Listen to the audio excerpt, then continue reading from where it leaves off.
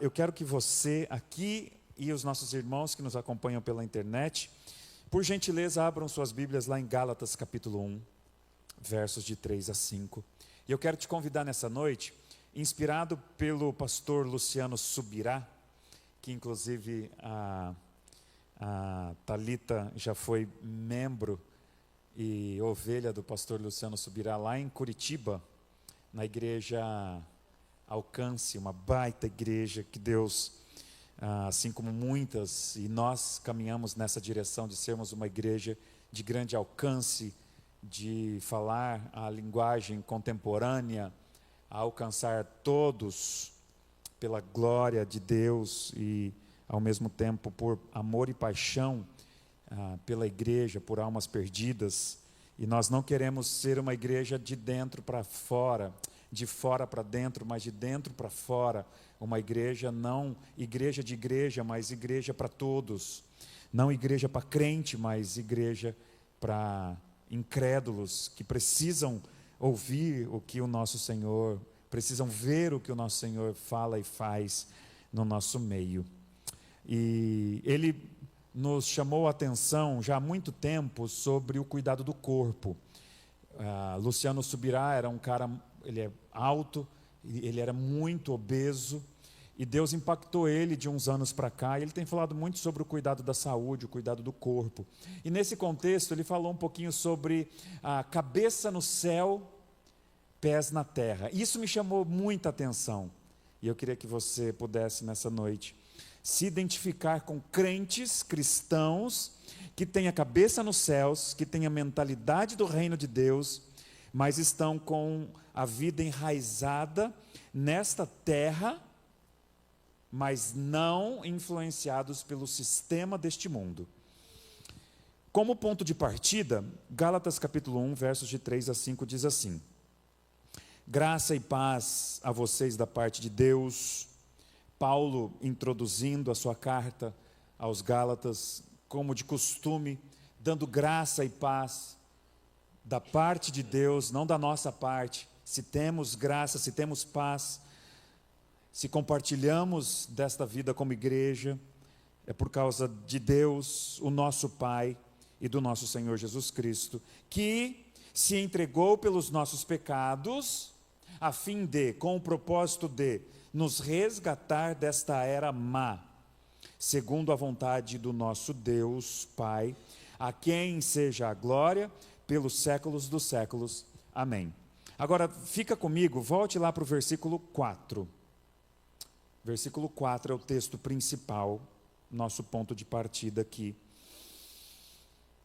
Que Deus em Cristo veio nos resgatar desta era má, deste mundo perverso, ou deste sistema maligno, e Ele tem um propósito para isto, e eu queria orar para que Deus realmente fale conosco. Deus, em nome de Jesus, estou aqui, sou um mero instrumento nas Tuas mãos, fala conosco, a nós que estamos aqui, os nossos irmãos que simultaneamente estão participando deste culto ao vivo, e os nossos irmãos, amigos que vão de alguma forma remotamente alcançar, serem alcançados por esta mensagem. Fala conosco, ensina-nos a sermos cristãos com a cabeça no reino, com a mentalidade de Cristo, mas com uma grande missão neste mundo, fincado os nossos pés aqui. Fala conosco em nome de Jesus, amém. Olha, já não é de hoje que eu defino o que é a igreja. Igreja é uma reunião de discípulos, a igreja é um ajuntamento de crentes ao redor de Jesus, com uma grande missão nesse mundo. Bem simples assim. Se você puder decorar, está aí uma boa definição de o que é a igreja. Uma reunião de crentes, ou seja, é um ajuntamento de cristãos salvos por Cristo Jesus, ao redor de Cristo, Ele é o centro, mas esses discípulos salvos por Cristo, ao redor dele, têm uma grande missão no mundo. Agora, olha, tem crente mundano demais, assim como tem muito cristão que espiritualiza a vida demais. Em outras palavras, tem muito crente que vive em cima do muro, crente à moda mundana, Mas tem muito crente que vive numa bolha fechadinha. E peca o cristão que não é sal e luz no mundo, assim tanto quanto aqueles que vivem dentro dessa bolha religiosa. Então, o pastor Luciano Subirá nos desperta a compreensão de que nós devemos ser conectados a essa realidade, essa dupla realidade. Seres celestiais, agora convertidos a Cristo, somos novas criaturas, fomos regenerados por Ele, mas nós não fomos transportados para o reino celestial. Deus nos manteve aqui neste mundo para um propósito, com uma missão. E o texto, quando diz lá que Deus entregou o seu próprio Filho por nossos pecados, a fim de nos resgatar desta era, Paulo está falando aqui de mundo, mas não um mundo geográfico, mas o mundo como sistema. Sistema este que está contaminado. E Paulo vai dizer aqui, olha, Deus nos chamou para sermos resgatados por Cristo deste mundo, mas não deste mundo geográfico, mas do sistema maligno, em que então nós devemos, como discípulos de Cristo, viver essa dupla realidade, essa santa tensão entre o já e o ainda não, entre a mentalidade de alguém que está lá focado no céu, nas escrituras, na palavra, na vida espiritual, mas ao mesmo tempo não vivendo dentro de uma bolha, espiritualizando tudo, mas colocando em prática o nosso viver na realidade ao qual a gente está no dia a dia, na dinâmica real ao qual a gente vive. Portanto, o Subirá vai dizer que tem muita gente querendo ser mais bíblico do que a Bíblia e mais espiritual do que o Espírito Santo, vivendo nessa bolha. Assim como tem outros que acreditam que estão destinados a uma vida de prazeres em excesso, mesmo sendo cristãos, em que não há nenhuma conexão entre uma coisa e outra. Estão sendo influenciados pela velha conscientização antiga, mundana, que diz assim, ou até mesmo religiosa, muito mais religiosa do que mundana, de que houve-se uma fusão, quer dizer, uma cisão, uma separação. De um lado há o sacro. Então, a igreja antigamente ela era vista como o templo, como um lugar sagrado. Então, pessoas não entravam de boné dentro da igreja. Recentemente, meu irmão, que é cristão evangélico, ele comprou um terreno lá na cidade de Santo Antônio e não se resolve a questão no cartório. O terreno é da igreja. E ele foi lá assinar os papéis lá para ter o direito do terreno, pela igreja. E ele estava de boné. E olha só a tradição. Ao entrar no local da igreja, do salão, do templo, entre aspas, ele se viu com o boné, ele tirou o boné. E ele compartilhou isso comigo. Muito com base nessa realidade. Não era dia de missa, não era dia de culto. Ele foi lá para assinar um papel.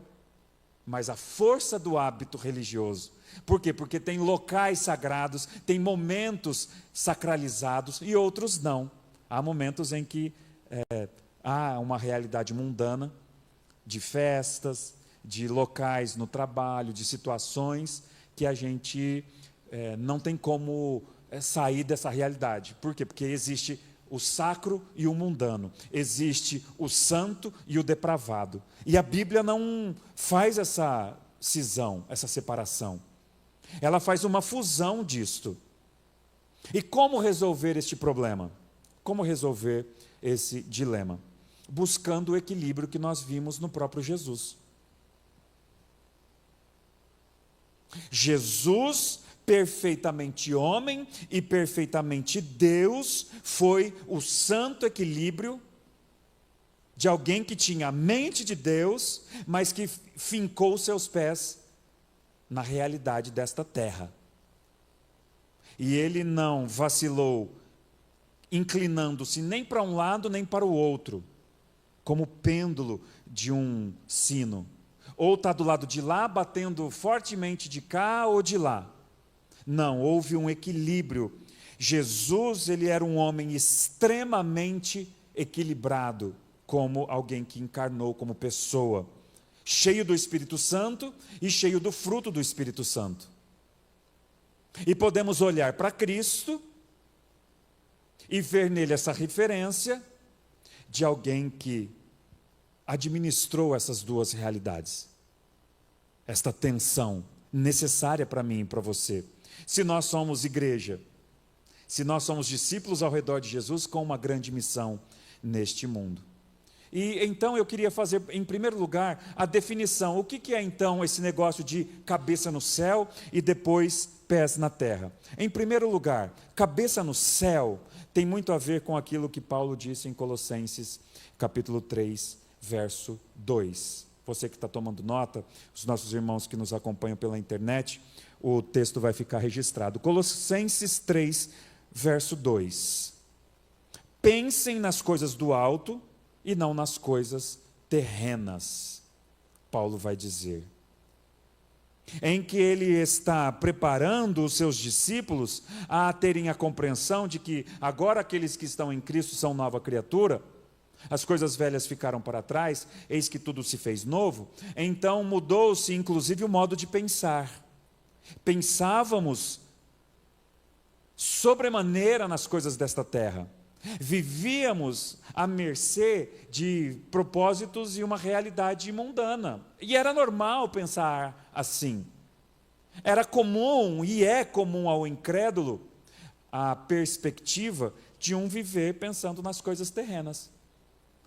São pessoas focadas numa realidade que não transcende, em que quando há algum tipo de conexão é na missa, é no culto. Talvez há uma certa conexão quando a pessoa, de vez em quando ela vai desempoeirar a sua Bíblia e na própria realidade da vida cotidiana, ela vai ler alguma coisa ou no celular, ter alguma passagem bíblica, alguma mensagem espiritual, para que ela possa ter algum tipo de conexão com o divino. Agora, nós que estamos em Cristo, Paulo vai trazer uma ordem. Pensem. Não é um conselho, não é uma dica. Aqui, dentro do escopo da mensagem de Colossenses, assim como em Gálatas, o texto principal, não são 10 dicas para você ter uma espiritualidade saudável. Não são 5 sugestões para que você tenha um relacionamento com o divino. Não, é uma ordem. Pensem nas coisas do alto. Lá em 1 de João também, no capítulo 5, no versículo 19, na versão NVI, o João vai dizer assim: sabemos que somos de Deus. Sabemos que somos de Deus. E ele dá um contexto lá. Como sabemos que somos de Deus? Porque o Espírito de Deus fala com o nosso espírito, porque assim como Deus nos amou, nós amamos uns aos outros, por isso participamos da comunhão. E ele dá várias dicas e provas ou evidências que sabemos que nós somos de Deus. Fomos batizados, vivemos no Espírito Santo, participamos da comunhão, as promessas de Deus se manifestam nas nossas vidas. Há um relacionamento de fato agora com Deus, após o crer com o coração e o professar a fé com a língua. Mudou completamente o meu modo de pensar, de viver, as minhas relações sociais. Sabemos que nós somos de Deus e que o mundo todo jaz o maligno. Ele vai usar a expressão jaz o maligno como o mundo todo está sob o poder do maligno. E aqui a ideia é exatamente esta. O mundo está sob o sistema do maligno. O sistema ao qual a gente vive, a cultura, o modo de trabalhar, de viver, da relação de casamento, de marido com esposa, esposa com marido, pais com os filhos com os pais, a relação de amizade no dia a dia, de ganhar dinheiro, de administrar o nosso tempo. Nós vivemos num mundo em que a realidade, o sistema, a cultura está sob o domínio de Satanás. Mas nós somos de Deus.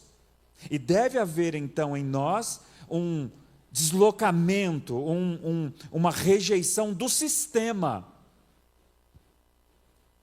mas não da nossa relação com pessoas, com o mundo onde a gente vive.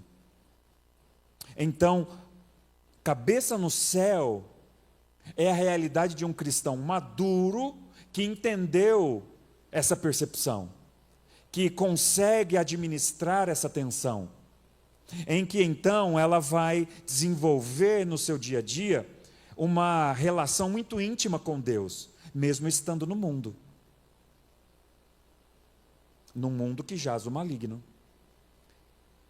Em que a minha cabeça, a minha mentalidade, o meu dia a dia, ele está tão conectado com o eterno, que o impacto da mensagem desse Deus fez tanta diferença na minha vida, que mesmo eu estando envolto de uma cultura extremamente pagã, que nega Deus, as verdades de Deus, que fogem da verdade, que preferem as trevas, como o próprio Jesus disse, a luz veio ao mundo, mas os homens amaram mais as trevas. E nós convivemos com esta realidade, mas crentes, cristãos que têm a cabeça no céu, estão ancorados na palavra da verdade, no Espírito Santo,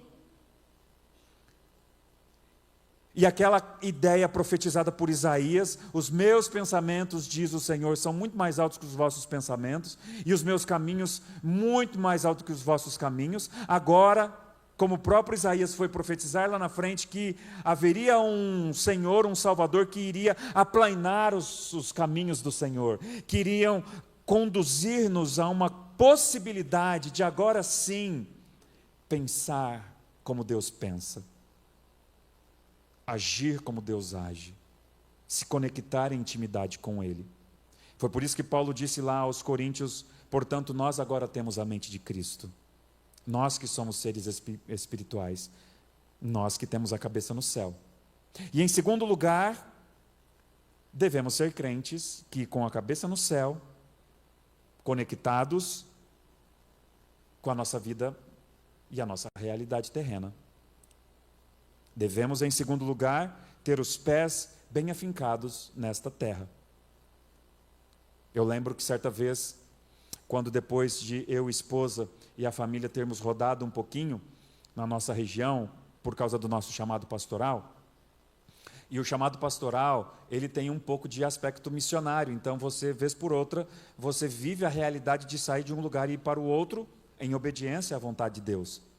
Fomos para Ribeirão Preto 2 vezes, para Franca nós fomos 2 vezes, fomos para Praia Grande, no litoral aqui do nosso estado de São Paulo, viemos para Bebedouro algumas vezes nessas idas e vindas e envolvemos-nos com ministérios aqui em Bebedouro, mas quando nós voltamos para cá, definitivamente nós usávamos a seguinte expressão: olha, nós precisamos agora fincar raízes na cidade de Bebedouro.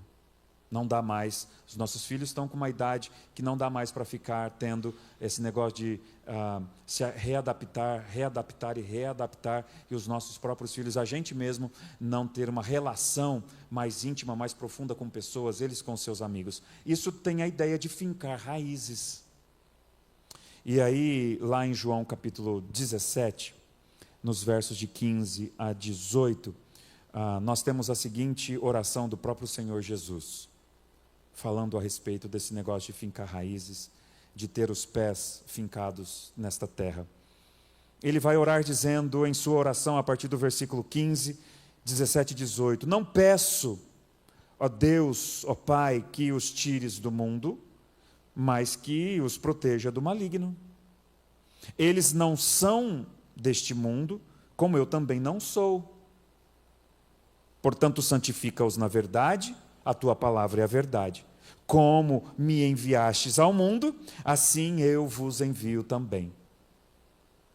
Portanto, com base na própria perspectiva da oração, não tão somente do próprio Senhor Jesus, não foi a oração do pastor, não foi a oração da sua mãe, não foi a oração, a intercessão de alguém, foi a intercessão do próprio Senhor Jesus pelos discípulos.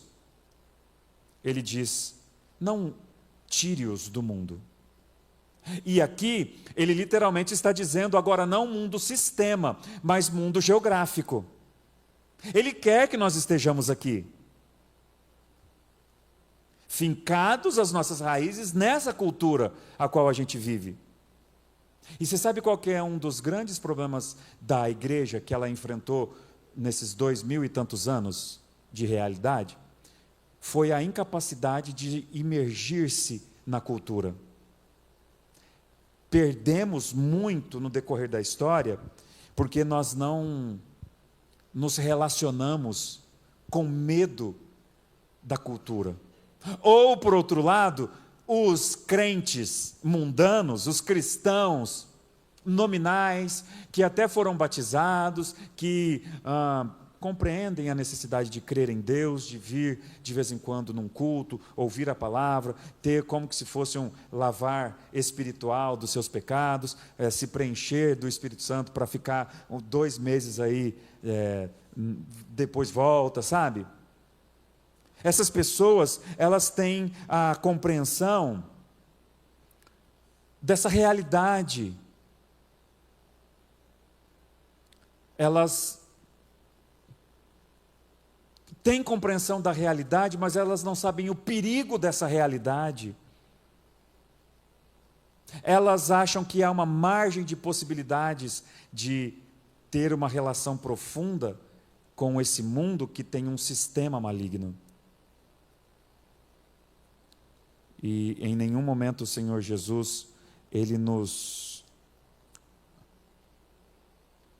colocou em oração diante do Pai, com uma perspectiva de que a gente fique nesse mundo, para que nós possamos de alguma forma usufruir dos prazeres desta vida, da comodidade deste mundo, da influência da cultura do mundo em que a gente vive. O erro da igreja de não se envolver é uma tentativa de entrar, de enclausurar numa bolha e achar que o mundo vai vir para a igreja. E que o mundo não pode entrar na igreja, a cultura não pode entrar na nossa realidade, e a gente também não pode ir até lá, a gente não pode se envolver tanto. É por isso que pessoas que quando chegam no contexto da vida cristã, estou falando de adultos, de famílias pagãs, incrédulas, e a pessoa se converte, ela tem a crise se ela vai poder ir ou não na festinha da família, porque lá tem bebida alcoólica. É por isso que a pessoa vai ter dificuldades de, às vezes, ir para o shopping, sabe? Porque lá todo mundo está bebendo chopp, está bebendo vinho, é uma festa danada, é uma festa pagã, então lá é pagão, lá não pode ir. Pessoas deixam amizades porque virou crente. Era um amigo fiel, era uma pessoa que andava junto com aquela fulano, a fulana, mas agora eu sou crente, agora eu não posso mais ter relação com a pessoa. Aonde que a Bíblia diz isto? Muito pelo contrário, Jesus está dizendo, finquem os vossos pés nesta terra, eu peço ao Pai que nos tire do mundo, mas que os proteja do maligno. É diferente. E é muito pelo contrário, você deve ir sim, continuar o seu relacionamento com os seus amigos mundanos, os amigos incrédulos. Como que você vai ser sal e luz na vida dessas pessoas? Como que você vai testemunhar do que Deus é para você e o que Ele tem feito na tua vida? Você precisa se envolver. O texto continua dizendo, olha, eles não são do mundo, assim como eu não sou do mundo. Realmente, nós não somos mais deste mundo. Geográfico e espiritualmente falando.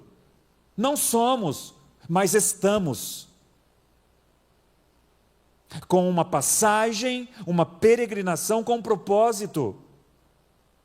Tanto que ele vai dizer no versículo 18, estou em João 17.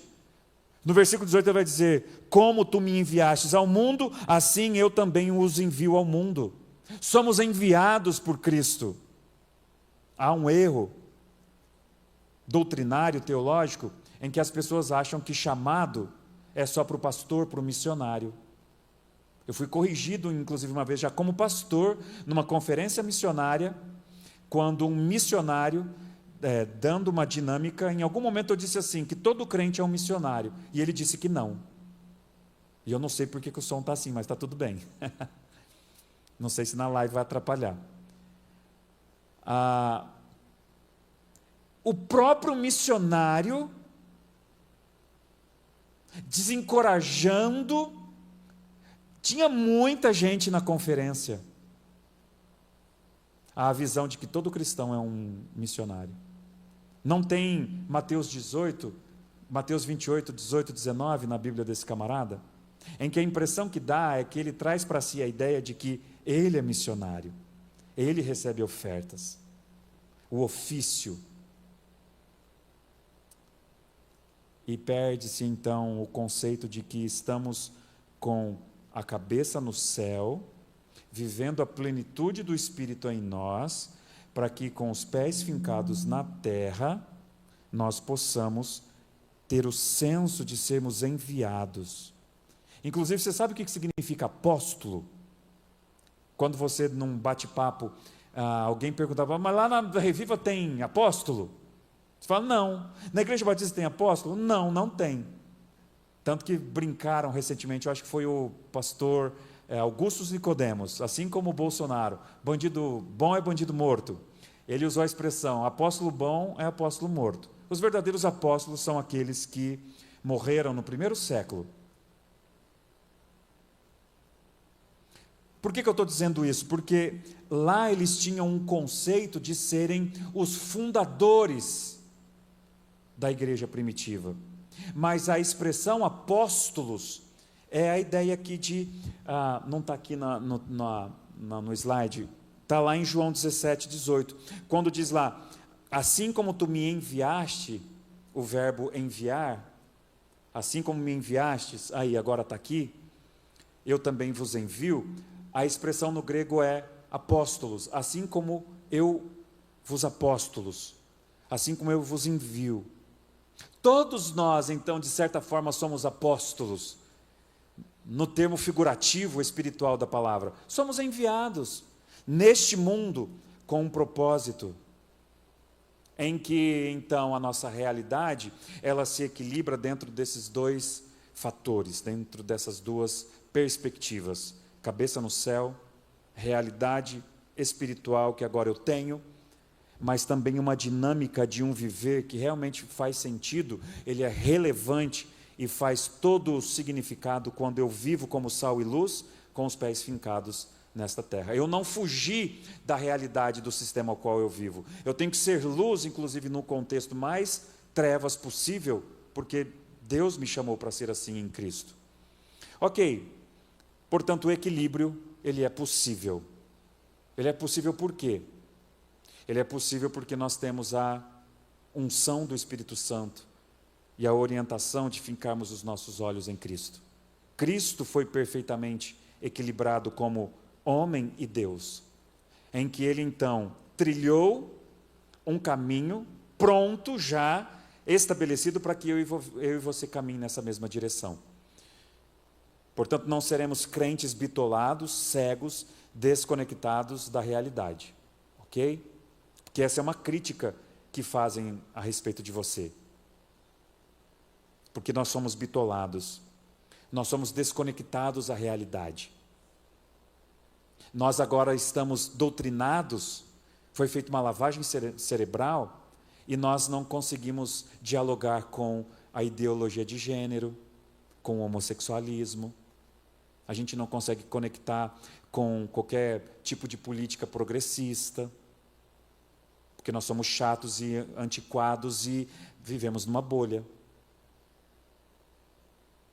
Então não seremos esse tipo de cristão que o mundo tanto precisa hoje, de pessoas com a cabeça no céu, mas com a realidade fincada nessa terra, em que você vai ser diferença com a verdade que está em você. Você tem as respostas, nós temos. Ao desequilíbrio da sociedade, nós temos esse equilíbrio. Não seremos também cristãos em cima do muro, em que do outro lado, sendo influenciados, sendo determinados pelo sistema de um mundo que mais nos influencia do que influenciá-los. Saberemos lidar com a realidade de não estar em cima do muro mais. Eu já passei a linha divisória. Eu sei a decisão que eu tomei. Então eu não serei nem por um lado um cristão bitolado, cego, desconectado da realidade, muito menos um ser cristão influenciado pelo sistema. Lembra o que Paulo disse em Romanos capítulo 12, verso 2? Não permitam que vocês sejam amoldados pelo padrão deste mundo. Não sejam amoldados. A ideia de molde, o sistema maligno que jaz, o diabo na mentalidade da cultura, da política, da ciência, da tecnologia, do profissionalismo, do ganhar dinheiro, do família, do casamento, do filho, dos amigos, de tudo. Não se amoldem mais a esse padrão, desse sistema. E a partir dessa realidade você pode ter em Cristo, no Espírito Santo, a partir do fruto do Espírito, o equilíbrio, a moderação, para você saber lidar com essas duas tensões. Podemos então aplicar esse desafio em todas as áreas da nossa vida. Quer exemplos? Em primeiro lugar, com a cabeça no céu, você se tornará uma pessoa mais piedosa, uma pessoa de fé. Você terá uma vida devocional, uma intimidade com o Senhor cada vez maior. Uma vida de comunhão. Pessoas que estão com a cabeça no céu estão aqui conectados com a realidade da igreja, porque aqui comungam com você pessoas da mesma fé. Essas pessoas estão conectadas umas com as outras porque todas estão conectadas com o céu. Pensam na mesma direção. Quantas vezes eu e a Aline a gente conversa, acredito que você converse com seus amigos, com seu marido, com a sua esposa, com seus filhos, que realmente é difícil conviver com familiares não crentes. E eles precisam ouvir isso da gente. Às vezes, ou muitas vezes, como disse o pastor Mário Belsolli, o óbvio tem que ser dito. Diga a eles, não é fácil conviver mais com vocês. Passar uma hora ouvindo as asneiras que vocês dizem, a futilidade da vida que vocês vivem, como vocês gastam tempo com coisas fúteis. É necessário que você diga isso a essas pessoas, e você só fará isso se você estiver conectado com a sua mente no Senhor. Porque você vai fazer diferença lá, você vai deixar bem claro, eu quero estar com vocês aqui, mas é difícil estar com vocês aqui, porque vocês não se abrem a qualquer possibilidade da conexão com Deus nas nossas relações. Quando há qualquer possibilidade, é piada a nosso respeito. Diga, sabendo que você então, como alguém agora piedoso no Espírito Santo, não o faz como uma resposta vingativa, mas como uma resposta do reino de Deus que está em você, porque você está conectado com esse reino, porque você é luz, você é sal, você está no ambiente, mas com a cabeça no céu, conectado com o Senhor, pensando nas coisas celestiais, mas não bitolado, sendo o personagem chato do jantar lá com a família, sendo o personagem dispensável, sendo a pessoa, o indivíduo rancoroso, que sempre alfineta, que só julga. Seja o tipo da pessoa que saiba absorver aquela toxicidade em oração no Espírito, conectado à sua mente no céu. Pensem nas coisas do alto, em espírito de oração, e em algum momento, daquelas horas que você convive com a pessoa, você solta uma resposta legal, você fala uma verdade, sem julgar, sem punir. Quem faz isso é o Senhor. Cabe a você, conectado com o céu, ser luz no seu ambiente. Agora também dá para aplicar a ideia de que com os pés na terra, e aí entra uma coisa legal que o pastor Luciano Subirá disse e que eu estou me preparando, estou estudando para uma minissérie de estudos, já logo no início do ano. Quero alinhar isso com o pastor Júnior, para nós pregarmos a despeito do cuidado do corpo. E conectados com o pé na terra, nós precisamos pregar aos crentes que eles precisam cuidar melhor do seu corpo. Precisam cuidar melhor da sua mente e das suas emoções. É triste dizer isso, é um desafio para nós, mas eu como pastor eu preciso dizê-lo. É assustador como dentro da Reviva tem muitas pessoas com a mente doente, com as emoções doentes. E nós precisamos nos questionar, porque com os nossos pés fincados nesta terra, nós temos promessas, nós temos princípios e valores bíblicos que devem curar o nosso corpo e a nossa alma, a não ser que seja um espinho na carne, na vida de um irmão, na vida de uma irmã, e não devemos julgá-lo. Cuidar do nosso corpo, da nossa saúde, cuidar dos nossos hábitos e da nossa rotina.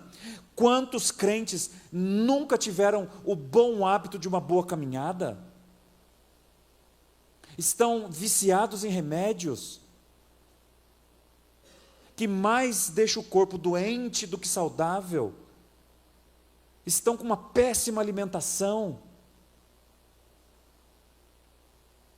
Muitas vezes a nossa comunidade dá péssimo exemplo quando as nossas confraternizações, elas são banhadas de refrigerante. Pouca bebida saudável, suco saudável, feito na hora, água com gás. Aliás, como a gente ouve crente dizendo, quando vai para um churrasco, quando vai para uma confraternização, mesmo aqui na igreja, crente não bebe, mas nós come. Sabe, crentes fincados com os pés na terra, são aqueles que com a cabeça no céu, compreendem que o nosso corpo não é nosso. Esse lugar aqui não é templo do Espírito Santo. Quando estamos aqui, somos templo do Espírito Santo.